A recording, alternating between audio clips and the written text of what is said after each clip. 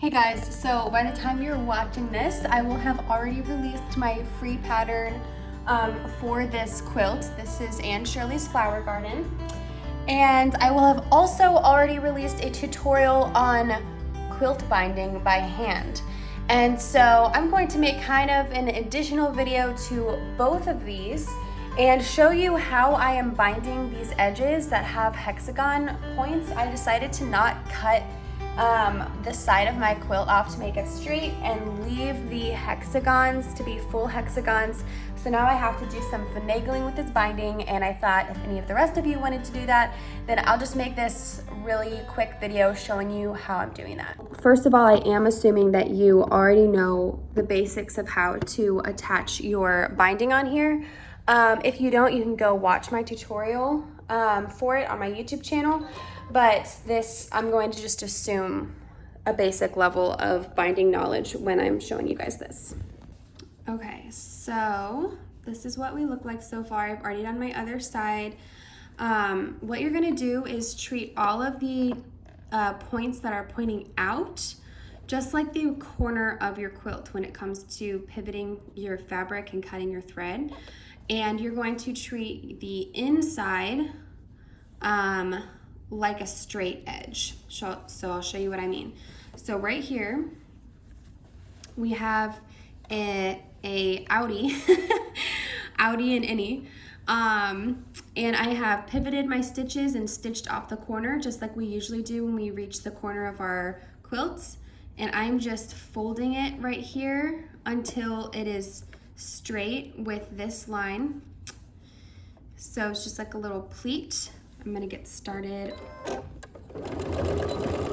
Then back stitching. I don't know if that's necessary, but that makes me feel a little better. Okay, and I'm going to just sew this like a straight line. And as I approach the innie, I'm going to curve my binding. And I found that I kind of have to pull in right here and pull out right here and try to keep my seam allowance the same, even though I'm going around a curve, which is kind of the tricky part. And then find where my point is here and pivot when I get about 1/4 of an inch away from the point and sew off the point.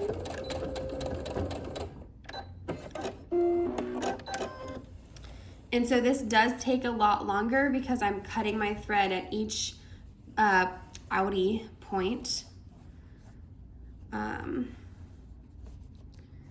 So I'll show you one more time. I'm pleating this, and then I'm going to put my presser foot down, and I'm lining it up with the edge of my presser foot. However you want your seam allowance to be, you'll just align it with that.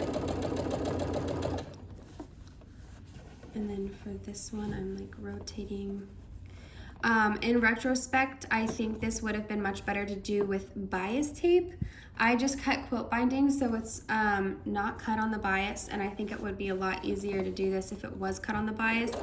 I wasn't really thinking when I cut it, I was just thinking like a normal quilt. But I think that would have been helpful. So.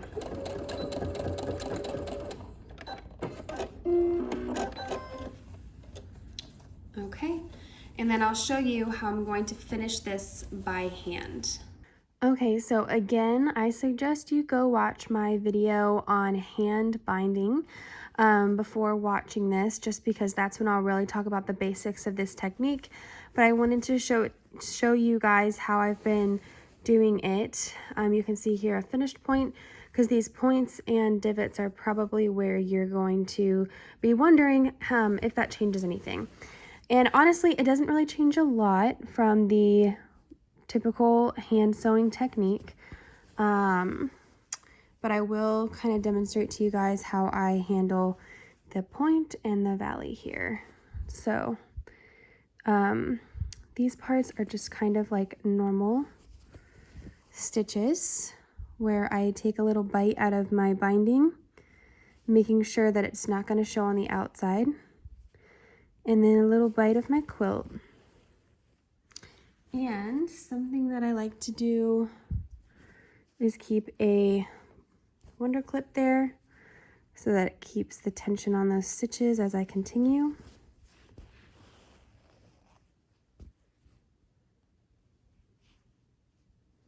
And then as I approach this corner, I'm going to secure this all the way down until the edge.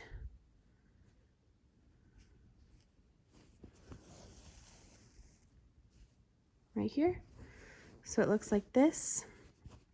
And then I have to finagle with it a little bit, but you can get it just like that so that your point evenly matches up here. So I like to put my wonder clip there to keep the point down while I take 2 stitches right here just to secure this point. And this is why I like to use thread that matches my binding.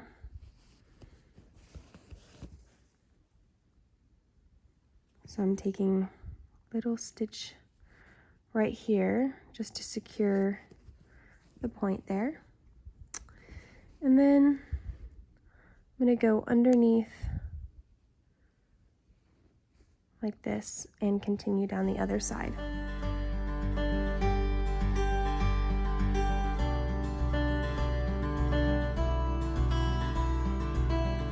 Okay, and then as we get close to the valley here, honestly, you shouldn't have that hard of a time just making it flat so that there's no pleats.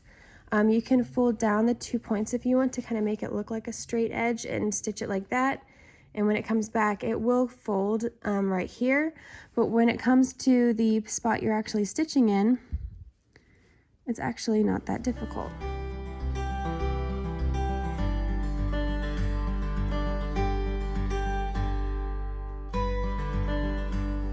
And I just left this spot open to show you guys. I've already bound the rest of the quilt, so you guys can see here. This corner, because of the angle of it, I could never quite get the binding to create this point like right here. So it folds over at more of an odd angle, but I still don't think that looks bad. That's just kind of how I had to make it because of the angle of this point. But I'm pretty happy with how this has turned out.